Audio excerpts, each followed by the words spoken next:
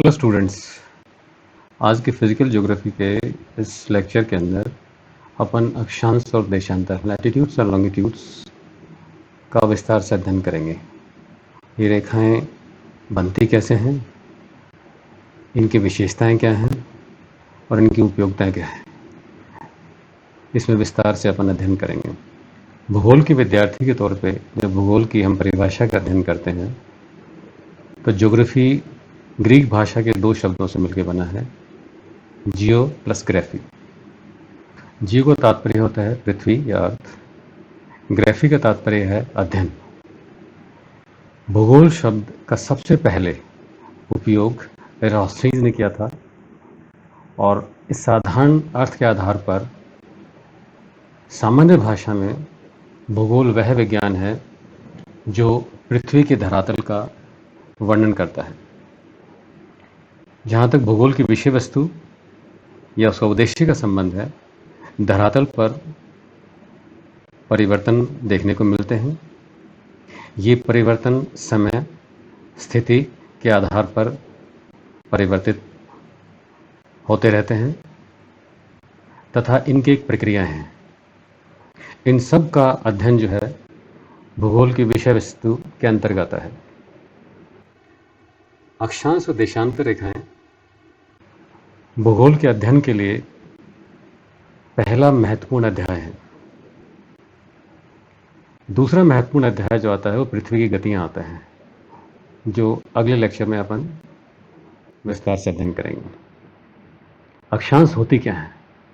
पृथ्वी की सतह पर एक बिंदु से भूमध्य समतल तक बना कोण होता है जिसे ग्लोब के केंद्र पर नापा जाता है। Lines of latitudes are circle drawn round the earth parallel to the equator. अक्षांश रेखाएं भूमध्य रेखाओं के समानांतर ध्रुवों की तरफ, उत्तरी ध्रुव और दक्षिणी ध्रुव की तरफ खींचे गए वृत्त हैं। They are parallel to the equator. In diagram P Z V कोई एक वृत्त है जो पी सी और क्यू का कोण 50 डिग्री है, अर्थात जो भूमध्य रेखा है 0 डिग्री, इससे पी बिंदु का या पी जेड वी रेखा का जो कोण बन रहा है वो 50 डिग्री हुआ, तो ये 50 डिग्री की अक्षांश रेखा कहलाएगी। इसी आधार पर एन और एक्स ये एक वृत्त का चौथाई भाग है, ऐसे क्वार्टर ऑफ द सर्कल, अर्थात सी पृथ्वी के केंद्र से एक एक डिग्री के अंतराल पर उत्तरी ध्रुव और दक्षिणी ध्रुव की तरफ 89 रेखाएं खींची जा सकती हैं। 90 जो है वो उत्तरी ध्रुव एक बिंदु हो गया और दक्षिण में भी 90 जो है वो एक बिंदु हो गया। तो हम उसे भी अगर एक अक्षांश मानते हैं सामान्यतः, तो 90 डिग्री उत्तर की अक्षांश रेखाएं होगी और 90 डिग्री दक्षिण की अक्षांश रेखाएं इस प्रकार बनती हैं।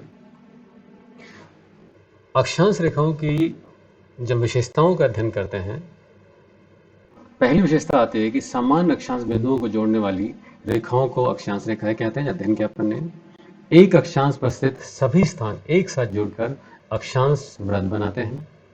ये सभी वृत्त भूमध्य रेखा के समानांतर होते हैं, पैरेलल टू द इक्वेटर हमने कहा भी। इनमें भौगोलिक उत्तरी ध्रुव 90 डिग्री उत्तरी कोण पर रहता है, भौगोलिक दक्षिणी ध्रुव 90 डिग्री दक्षिण कोण पर रहता है, नॉर्थ और साउथ पोल। 0 डिग्री जो है भूमध्य रेखा ही है। सभी अक्षांश रेखाएं समानांतर होती हैं। 90 डिग्री 90 रेखाएं उत्तर और 90 दक्षिण, तो कुल मिला के अक्षांश रेखाएं जो हैं वो 180 होती हैं। दो अक्षांश रेखाओं के मध्य की दूरी जो है 111 किलोमीटर रहती है। सामान्यतः ये परीक्षा में क्वेश्चन पूछ लिया जाता है। विषुवत रेखा के उत्तर के सभी अक्षांश उत्तरी अक्षांश, दक्षिण के सभी अक्षांश दक्षिणी अक्षांश कहलाते हैं और भूमध्य रेखा के आधार पर ही उत्तरी गोलार्ध और दक्षिणी गोलार्ध का निर्धारण होता है। जितनी अक्षांश रेखाएं हैं इनमें भूमध्य रेखा ही वो व्रत है जो बड़ा सर्कल है, वृहत व्रत है। बाकी सभी अक्षांश रेखाएं जो उत्तर और दक्षिण की तरफ खींची जाती हैं ये छोटा व्रत कहलाती हैं। कुछ महत्वपूर्ण जो अक्षांश रेखाएं हैं उनमें मुख्यतः 4 हैं। पहली है कर्क रेखा, ट्रॉपिक ऑफ कैंसर। धरातल पर उत्तरी गोलार्ध में विषुवत रेखा व्रत से 23.5 डिग्री 23.5 डिग्री की कोणीय दूरी पर खींचा गया काल्पनिक व्रत है। यह रेखा भारत के मध्य से गुजरती है। दूसरा है मकर रेखा, ट्रॉपिक ऑफ कैप्रिकॉर्न। धरातल पर दक्षिणी गोलार्ध में विषुवत रेखा से वही 23.5 डिग्री 23.5 डिग्री की कोणीय दूरी पर खींचा गया काल्पनिक व्रत है। जो तीसरी महत्वपूर्ण अक्षांश रेखा है वो आर्कटिक व्रत है। धरातल पर उत्तरी गोलार्ध में विषुवत रेखा से 66.5 डिग्री 66.5 डिग्री कोणीय दूरी पर खींचा गया काल्पनिक व्रत है।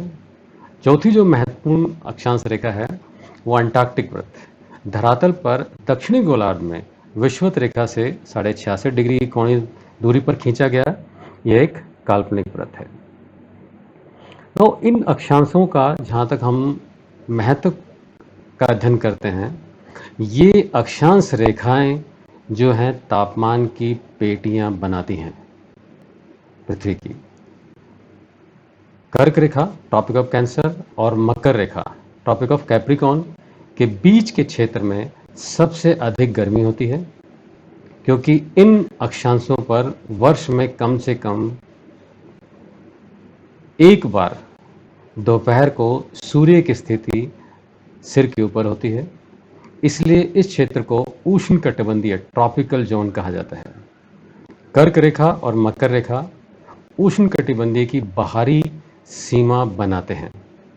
उष्णकटिबंधीय पृथ्वी का सबसे गर्म हिस्सा है और विश्व के अधिकांश रेगिस्तान इन्हीं अक्षांशों में स्थित हैं।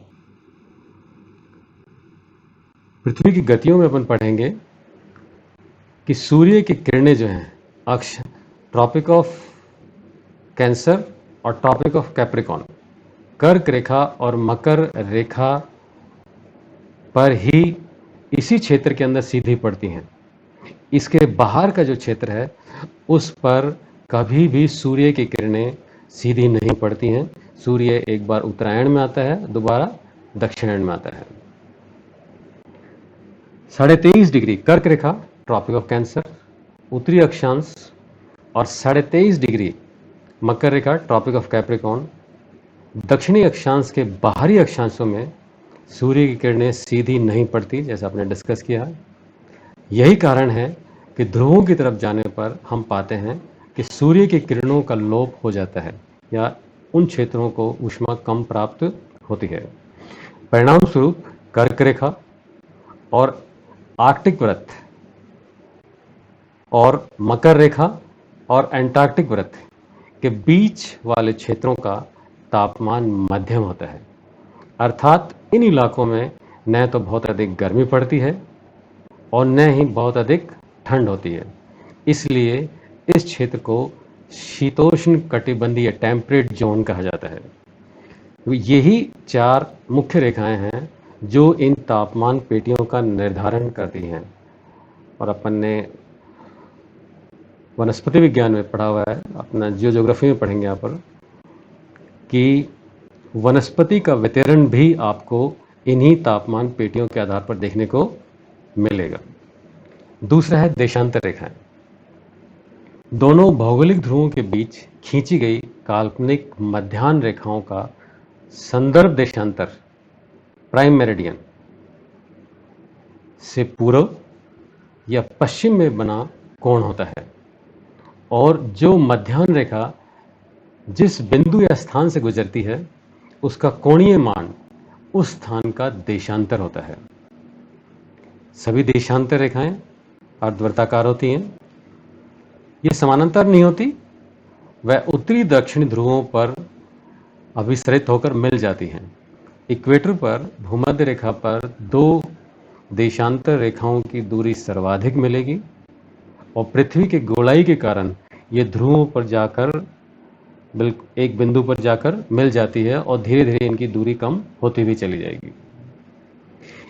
एक एक डिग्री पर रेखाएं खींची जाएं तो हमें 360 देशांतर रेखाएं प्राप्त होंगी।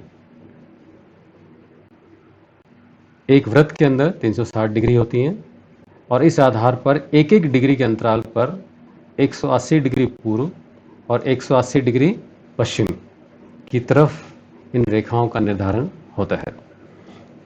दो देशांतर रेखाओं की बीच अधिकतम दूरी भूमध्य रेखा के पास, मैंने अभी कहा था 111.32 किलोमीटर होती है। ये क्वेश्चन भी पूछ लिया जाता है।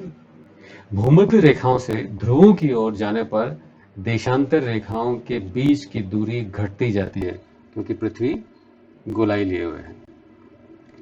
लंदन के एक शहर ग्रीनविच से गुजरती हुई एक देशांतर रेखा को 0 डिग्री देशांतर रेखा माना गया है, जिसे प्रधान देशांतर रेखा प्राइम मेरिडियन भी कहते हैं, क्योंकि यह रेखा ग्रीनविच शहर से गुजरती है।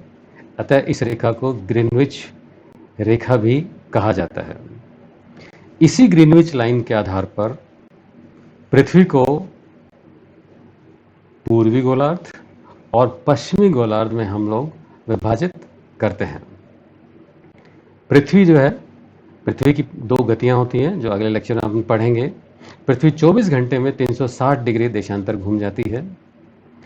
इसीलिए पृथ्वी की घूर्णन 15 अंश देशांतर प्रति घंटा है, अर्थात एक घंटे के अंदर 15 देशांतर रेखाओं में घूमती है, अर्थात एक देशांतर पर 4 मिनट का अंतर आता है।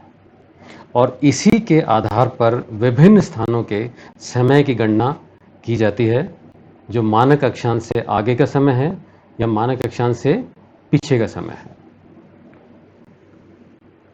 है। Diagram E Y X Q कोई वृत्त है जो पृथ्वी को दो बराबर भागों में विभाजित करता है। अपन ने अध्ययन किया अभी, जो कि 360 डिग्री में विभाजित किया जा सकता है। C is the center of the earth, Y C X, Y C X का जो कोणीय मान है वो 20 डिग्री है। डायग्राम में N Y S prime meridian है 0 डिग्री, और प्राइम मेरिडियन से ये भाग हो गया पूर्वी, ये हो गया पश्चिमी, अर्थात इस प्राइम मेरिडियन से N, X और S 20 डिग्री का कोण बनाती है। अर्थात इस 0 डिग्री से एक एक डिग्री के अंतराल पर अगर हम कोण बनाते हैं तो 179 डिग्री, पश्चिम की तरफ भी एक एक डिग्री के अंतराल पर 179 डिग्री और 180 डिग्री एक कॉमन रेखा होगी। इसे अंतरराष्ट्रीय तिथि रेखा भी कहा जाता है। और इसी प्रकार 180 डिग्री पूर्व और 180 डिग्री पश्चिम की देशांतर रेखाओं का निर्धारण किया जाता है। तो आता है कि महत्वपूर्ण देशांतर रेखाएं कौन कौन सी हैं। 1884 में वॉशिंगटन में एक समझौते के अनुसार 180 डिग्री को अंतरराष्ट्रीय तिथि रेखा कहते हैं। यह रेखा प्रशांत महासागर से उत्तर से दक्षिण तक फैली हुई है। अनेक द्वीपों को काटने के कारण इस रेखा को 180 डिग्री देशांतर से कहीं कहीं खिसका दिया गया है। यहाँ एग्जामिनेशन में कभी कभी क्वेश्चन ये बनता है कि इंटरनेशनल डेटलाइन जो है टेढ़ी मेढ़ी क्यों है। इसका मुख्य कारण यही है कि कभी भी अंतर्राष्ट्रीय तिथि रेखा को इस प्रकार से नहीं गुजारते कि एक ही महाद्वीप या एक ही द्वीप में दो तिथि हो। परिणामतः अगर वो महाद्वीप के पास आ रही है तो उसे टेढ़ा करके सागर से गुजारते हैं, अर्थात अंतर्राष्ट्रीय तिथि रेखा हमेशा सागरीय भाग से ही गुजरती है तथा परिणामतः पूरे महाद्वीप या द्वीप में एक ही तिथि रहती है। यदि अंतर्राष्ट्रीय तिथि रेखा को पार किया जाता है तो तिथि में एक दिन परिवर्तन हो जाता है। कोई यात्री यदि पूर्व से पश्चिम जाता है या दूसरी तरफ पश्चिम से पूर्व आता है तो एक दिन जो है घटता है और एक दिन बढ़ता है। डायग्राम में अभी अपन अध्ययन करेंगे। अंतर्राष्ट्रीय तिथि रेखा पर मध्य रात्रि है तो यदि एशियाई भाग की तरफ शुक्रवार है तो अमेरिकी भाग की तरफ गुरुवार होगा। ग्रीनविच मीन टाइम इंग्लैंड के स्थित शून्य देशांतर पर स्थित ग्रीनविच वेधशाला से गुजरने वाली काल्पनिक रेखा को प्राइम मेरिडियन कहा जाता है। पहली रेखा महत्वपूर्ण रेखा देशांतर के अंदर थी 180 डिग्री जो अंतर्राष्ट्रीय तिथि रेखा है। दूसरे 0 डिग्री है जो प्राइम मेरिडियन है जिसके कारण पूर्वी और पश्चिमी गोलार्ध का निर्धारण होगा, समय का निर्धारण होगा और यही दो महत्वपूर्ण देशांतर रेखाएं हैं। नाउ इन डायग्राम स्टूडेंट्स हमने पढ़ा है, जनरली पूछ लेते हैं क्वेश्चन कि पृथ्वी पूर्व से पश्चिम घूमती है या पश्चिम से पूर्व घूमती है। The earth rotate from west to east. पृथ्वी पश्चिम से पूर्व की तरफ घूमती है, परिणामतः पूर्व में दिन पहले निकलता है। In diagram A B 0 degree उधर 180 डिग्री। क्वार्टर जब लेंगे 90 डिग्री पूर्व 90 डिग्री पश्चिम। ना पहला, यदि कोई शिप या कोई जहाज या कोई व्यक्ति पूर्व से पश्चिम की तरफ आता है, travelling east gaining a day, अर्थात पूरब में जब वो चलेगा तो 9 दिसंबर होगा, मगर जो ही वो 180 डिग्री रेखा को अंतर्राष्ट्रीय तिथि रेखा को क्रॉस करेगा तो वहां 8 दिसंबर होगा। अर्थात ये पश्चिमी भाग अभी सूर्य के सामने आना बाकी है तो उसके हफ्ता जो है वो 7 की बजाय 8 दिन का हो जाएगा। और यदि कोई जहाज या कोई व्यक्ति पश्चिम से पूर्व की तरफ यात्रा करता है और वो 8 दिसंबर को चलता है और जो ही इस रेखा को क्रॉस करता है पूर्व की तरफ आता है तो 9 दिसंबर हो जाएगा। तो यहां पर उसका एक हफ्ता जो है 6 दिन का हो जाएगा। इस प्रकार से losing a day and A gaining a day निर्धारण होता है। अब आता है कि अक्षांश और देशांतरों के मध्य अंतर क्या है। यह भी एग्जामिनेशन में कभी पूछ लिया जाता है।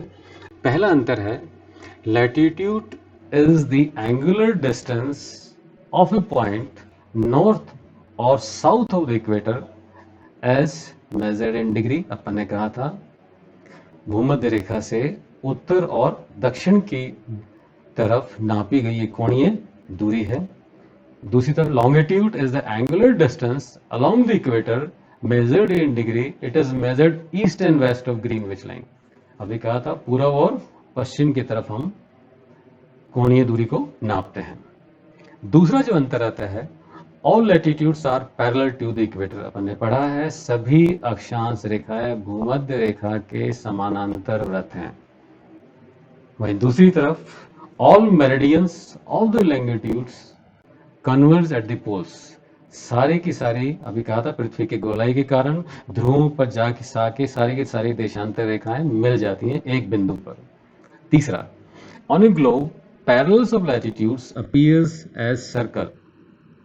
अभी अपन ने डिस्कस किया भूमध्य रेखा सबसे बड़ा व्रत है, बाकी सभी अक्षांश रेखाएं छोटा व्रत होती हैं और ग्लोब पर ये एक व्रत नजर आती है। longitudes. All meridians of the longitudes appears as circle running through the poles. सारी की सारी देशांतर रेखाएं बड़ा वृत्त है और जो पृथ्वी का दोनों ध्रुवों को मिलाते हुए खींची जाती हैं. द डिस्टेंस अपने क्या आता है, distance between the two latitudes is 101 kilometre. Longitudes का जो डिस्टेंस आता है वो 111.3 किलोमीटर आता है. दोनों बेसिक डिफरेंस आता है. नो लॉन्गिट्यूड्स का या देशांतर पर ये जो दूरी है 111.3 किलोमीटर, ये भूमध्य रेखा पर है. अपन ने भी पढ़ा कि ध्रुवों की तरफ जाने के बाद ये ध्रुव पर जाकर सारी मिल जाती हैं. अर्थात दो देशांतर रेखाओं के मध्य की दूरी जो ही उत्तर या दक्षिण की तरफ जाएंगे तो कम होती हुई चली जाएगी. उदाहरण के लिए जो 45 डिग्री की अक्षांश रेखा है उस पर दो देशांतर रेखाओं के मध्य की दूरी 79 किलोमीटर रह जाती है, घटते हुए क्रम में जाती है. The 0 degree latitude is referred as the equator and 90 degree as the poles. अपन ने कहा कि 0 जो है भूमध्य रेखा है और 90 डिग्री की जो अक्षांश रेखा वो एक ध्रुव है. लॉन्गिट्यूड्स में देर आर 360 डिग्री लॉन्गिट्यूड्स. अपन ने पढ़ा है 360, एक वृत्त के अंदर 360 डिग्री होती है. 180 डिग्री पूर्व की तरफ, 180 डिग्री पश्चिम की तरफ मुख्य रेखा से, प्राइम मेरिडियन से. The latitudes from the equator to the poles are used to demarcate temperature zones. अपन ने कहा इनका सबसे बड़ी उपयोगिता यही है, अक्षांश रेखाओं की इनसे जलवायु पेटियों का निर्माण होता है और देशांतर से जो प्राइम मेरिडियन है, ग्रीनविच लाइन है, उससे समय का निर्धारण हमेशा देखने को मिलता है. एक क्वेश्चन और आता है कि what is a great circle. अभी अपन ने कहा था कि भूमध्य रेखा, जितनी अक्षांश रेखा है उनके अंदर भूमध्य रेखा ही केवल वो वृत्त है जो कि बड़ा वृत्त है, बाकी स्मॉल सारे छोटे वृत्त हैं. Any circle which divides A globe into hemisphere is a great circle. अभी अपन ने कहा था उत्तरी गोलार्ध, दक्षिणी गोलार्ध, पूर्वी गोलार्ध और पश्चिमी गोलार्ध. The equator is a great circle अभी कहा. And Greenwich meridian together with meridians 180 degree makes another great circle. Great circles are of equal length. सारे जितने भी मैं अभी अपने पढ़ा जो बड़े वृत्त हैं इन सब की लंबाई एक समान मिलेगी. The idea of great circle when applied to the earth is considerable value of navigation because the shortest distance between 2 points lies along a great circle. इसका मुख्य उपयोगिता यही है कि इन व्रतों का कि इनमें जो परिवहन में लगने वाला समय है या दूरी है वो सबसे कम एक बिंदु से दूसरे बिंदु के अंदर अपने को देखने को मिलती है. इसलिए इन बड़े व्रतों का निर्माण किया जाता है. अगले लेक्चर में अपन पृथ्वी की गतियां पढ़ेंगे. पृथ्वी की दोनों गतियां, एक से दिन और रात बनते हैं और दूसरे से ऋतुएं बनती हैं. उनका अध्ययन जो है वो विस्तार से अपन करेंगे.